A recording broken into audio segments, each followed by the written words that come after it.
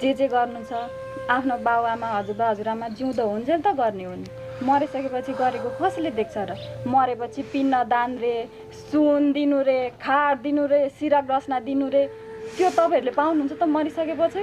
पाइँदैन नि। त्यही भएर बुवा म त जतिसक्दो हजुरहरू अब आफ्नो आफन्तहरू बुढा हुनुहुन्छ नि उहाँहरूलाई जिउँदो हुँदै गर्ने हो। त्यो मरिसके पछाडि दिएको कसले देख्छ?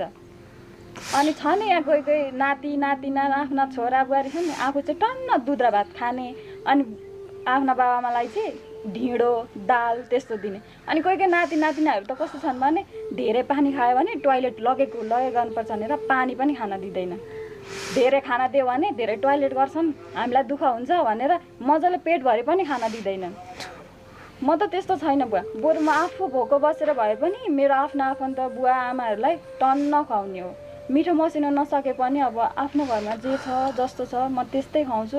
मलाई त्यस्तो गर्न मन लाग्दैन बुवा। हो छोरी, एकदम सही भन्यौ तिमीले।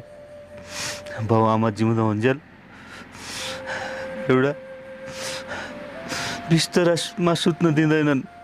बाउ आमा मरेपछि बाउनलाई दान गर्यो भने धर्म हुन्छ भनेर खाट दान गर्छन्।